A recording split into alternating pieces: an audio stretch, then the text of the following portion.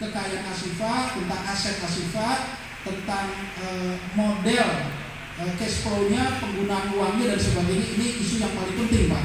Ya, paling penting karena memang satu sisi kita sangat berharap memenuhi aspirasi masyarakat dengan berbagai kebutuhannya, ya, dengan berbagai kebutuhannya. Sisi lain kita harus mendisiplinkan untuk ketat di dalam mengejar WTP tadi. Jangan sampai ada Rp1 pun dana yang keluar bukan pada tempatnya, kira-kira gitu. Nah, saya mulai menjawab dari soal status, ya, ini sangat penting banget karena memang sebagian masyarakat belum teredukasi apa itu yang namanya wakaf. Ya. Ini orang lain kok Ashifa gede. Jadi intinya Ashifa bukan yayasan keluarga, bukan yayasan pribadi, bukan yayasan dinasti, bukan yayasan golongan, tapi dia berstatus wakaf umat. Alhamdulillah 6 anak saya nggak ada satupun yang mau bekerja di Ashifa. Nggak mungkin akan terwariskan dengan keluarga saya. Anak saya ada di Abu Dhabi, ada di Brunei, ada di Qatar gitu ya. Tinggal jomblo 2. Rasanya yang jomblo 2 ini juga udah kelihatan nggak akan mau bekerja di Ashifa. Jadi setelah saya meninggal, usia saya sudah 55, per November ini saya pensiun gitu ya. Tidak akan ada lagi keluarga saya yang melanjutkan, walaupun secara aturan bisa dapat jatah yang udah pensiun ngambil keluarga satu, tapi sepertinya anak saya nggak ada yang mau bekerja di Ashifa. Jadi bukan yayasan keluarga, bukan pribadi, bukan turunan, bukan dinasti, lembaga profesional yang mengelola sebagian besar wakaf. Kita tahu Pak ya, wakaf itu tidak boleh diambil sepeser pun. Ada memang yang bisa diambil, wakaf produktif, nanti hasilnya diambil. Tapi ketika kita ngajuin ke masyarakat, wakaf produktif, masyarakatnya belum teredukasi, gitu. Akhirnya jarang orang yang mau wakaf produktif itu. Maunya kan wakaf itu kan masjid, wakaf itu kan madrasah, kan gitu ya. Wakaf itu kan Quran misalnya, wakaf itu kan peralatan masjid, karpet. Nah, jadi pikiran masyarakat kita yang namanya wakaf baru seperti itu, sehingga kita memang belum bisa mengedukasi secara baik kepada masyarakat bahwa wakaf itu banyak sekali ragamnya. Artinya uang-uang yang kita terima betul-betul nggak boleh digunakan sepeser pun. Beda dengan zakat. Kalau wakaf, si pemberi namanya wakif, si penerima atau yang diamanahi namanya nadir, gitu ya. Kalau zakat, si pemberi namanya muzaki, yang panitia namanya amil, yang menerima namanya mustahik, gitu ya. Kalau wakaf tidak ada mustahiknya, dia ada nadir. Nanti mustahiknya itu pemanfaatannya.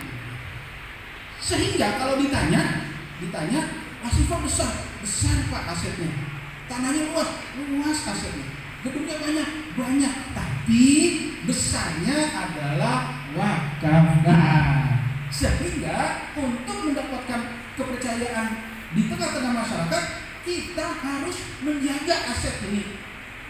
Dan ini adalah kalau kita pelajari nanti filosofinya dan bukti-bukti sejarahnya, dia merupakan solusi untuk negara yang terbaik dalam krisis ekonomi. Luar biasa itu kalau kita pelajari wakaf itu, subhanallah. Nah, ketika saya dipanggil oleh petugas pajak gitu ya Pak ya, terus saya nyatakan, kan macam-macam ditanya, motor saya, mobil saya, rumah saya. Saya bilang nggak punya motor pribadi, diketawain, saya dituduh pembohong Pak. Ya. Saya katakan saya tidak punya mobil, diketawain lagi. Aduh Bapak udah zaman ini masih bohong aja. Masa kiai bohong? Itu luar biasa. Karena kita menjaga, gitu. Saksinya ribuan orang. Saya pakai motor Supra Kit tahun 2005, sampai masuk di YouTube tuh. Motor tua sang kiai, motor butut sang kiai ada dah di YouTube-nya. Kan? Jadi petugas pajak pun nggak percaya saya nggak punya motor, nggak punya mobil, gitu. Karena masih besar Pak. Saya bilang yang besar ini wakafnya, bukan aset pribadinya.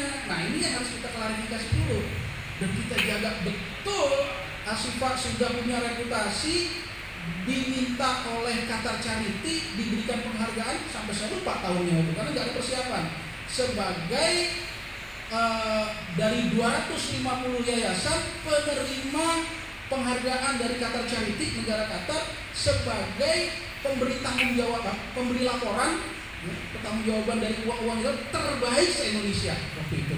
Dan saya diundang mewakili Ashifa untuk memberikan presentasi kepada yayasan lain seluruh Indonesia yang mendapat bantuan dari negara Qatar untuk mempresentasikan bagaimana caranya Ashifa memberikan laporan keuangan sehingga Ashifa terpilih menjadi lembaga yang terbaik dalam memberikan laporan. Akhirnya banyak para donatur yang ketagihan, nyumbang ketagihan Pak, banyak. Nyumbang seragam aja, ada seragam pesantren tahfizul Quran kita punya lembaga tinggi, pendidikan tinggi, itu ada yang donasi bajunya doang, sehingga lembaga pendidikan tinggi kita baju seragamnya gratis karena ada yang ketagihan tiap tahun dia yang menyumbang, tapi akhirnya nggak bisa disamain seragamnya supaya tidak ada penipuan, tiap angkatan jadi beda. Kalau sama, ini jangan-jangan kalau yang mana juga difotokan gitu ya. Jadi tiap angkatan kita bedain untuk laporan ke donaturnya bahwa memang sudah kita berikan seragam itu. Jadi banyak donatur-donatur Ashifa yang ketagihan karena kepuasan di dalam kita memberikan laporannya. Jadi jawab singkatnya, Ashifa memang besar, alhamdulillah. Kemudian ketika ada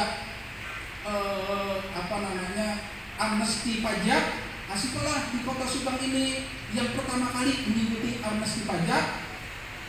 Kemudian hari ini per 2 tahun terakhir Ashifa sudah tidak lagi membayar pajak di Subang karena sudah dianggap besar, sudah lewat dari Pratama, sehingga pajak kita menjadi pajak Madya, bayarnya ke Kerawang gitu ya, bukan lagi di Subang, karena memang sudah sedemikian besar pajak yang kita penuhi, sudah tidak lagi bisa ditampung oleh pajak di Subang ini, kita pajaknya di kantor Madya.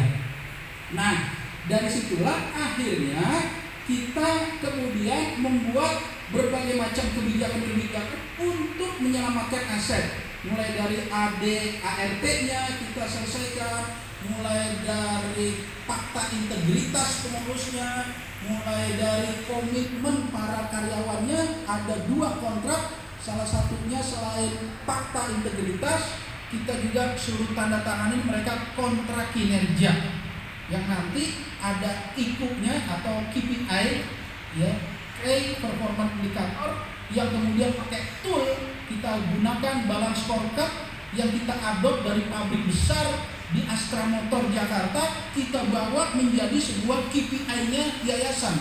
Kan rumit, ini pabrik mobil, kenapa dipakai yayasan? Ya nggak apa-apa, saya bilang resikonya memang lama adaptasinya, karena kita ingin menyelamatkan aset yang besar ini ya.